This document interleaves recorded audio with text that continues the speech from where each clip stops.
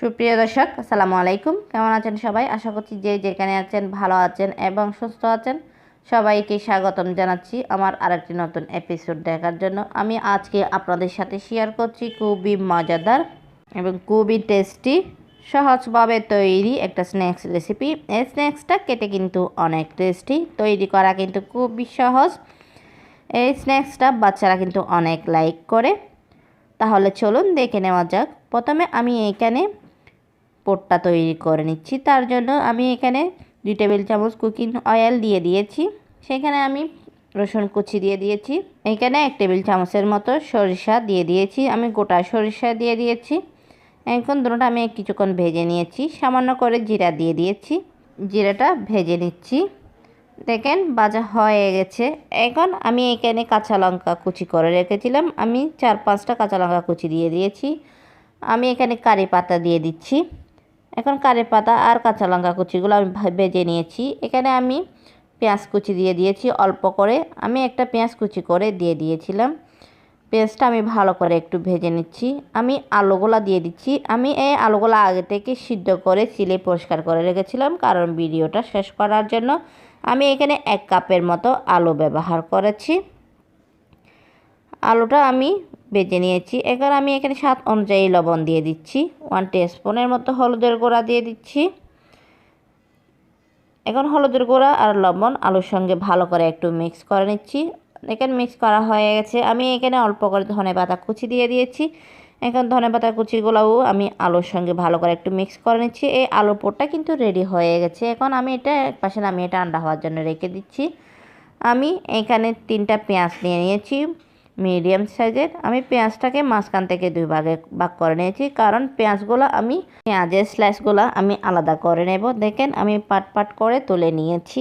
এখন আমি ব্যাটারটা তৈরি করে নিচ্ছি। তার জন্য আমি এখানে 1/3 কাপের মতো চাউলের গুঁড়া দিয়ে দিয়েছি, 1/3 কাপের মতো বেসন দিয়ে দিয়েছি। দুটোটা একসঙ্গে ভালো করে মিক্স করে নিয়েছি। এখন আমি অল্প অল্প পানি দিয়ে একটা ব্যাটার তৈরি করে নিচ্ছি। দেখেন ব্যাটারের ঘনত্বটা, আমি ব্যাটারটা পাতলা করে তৈরি করে নিয়েছি।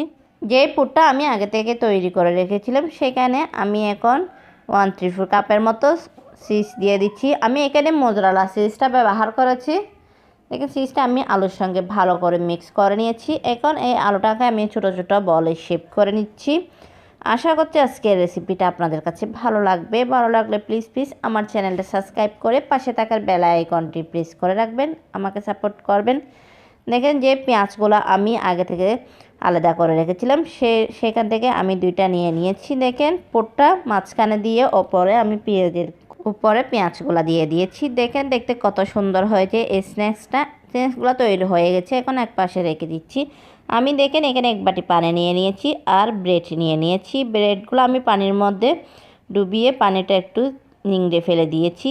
আমি ব্রেডের মাঝখানে যে স্ন্যাক্সটা তৈরি করেছি সেটা দিয়ে দিয়েছি। দেওয়ার পরে আমি ব্রেডটাকে বলে শেপ করে নিয়েছি। দেখেন এইভাবে সবগুলো স্ন্যাক্স কিন্তু আমি তৈরি করে নিচ্ছি। এই স্ন্যাক্সটা দেখে বুঝে নিতে হবে কীভাবে তৈরি করতে হবে। এই স্ন্যাক্সটা তৈরি করা কিন্তু খুবই সহজ, খেতে কিন্তু অনেক টেস্টি। যে ব্যাটারটা আগে থেকে তৈরি করে রেখেছিলাম সেটাও নিয়ে নিয়েছি। এখন আমি স্ন্যাক্সগুলো ব্যাটারের মধ্যে ডুবিয়ে দিচ্ছি।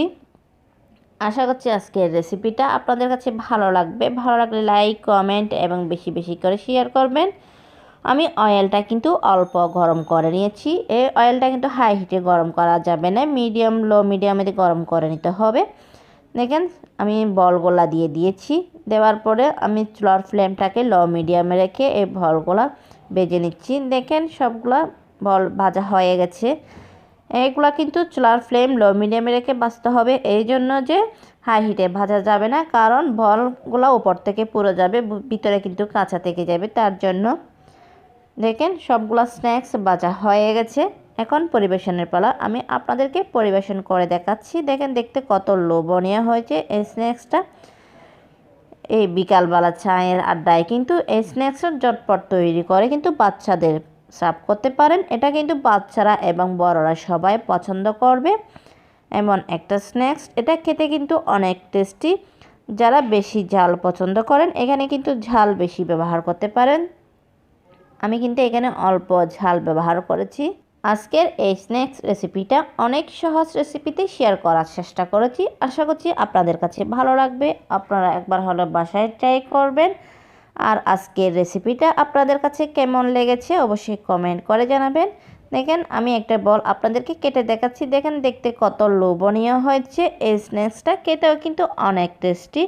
খুবই অল্প সময়ে কিন্তু বাচ্চাদের স্কুলের টিফিনে কিন্তু এই স্ন্যাক্সটা দেওয়া যায়।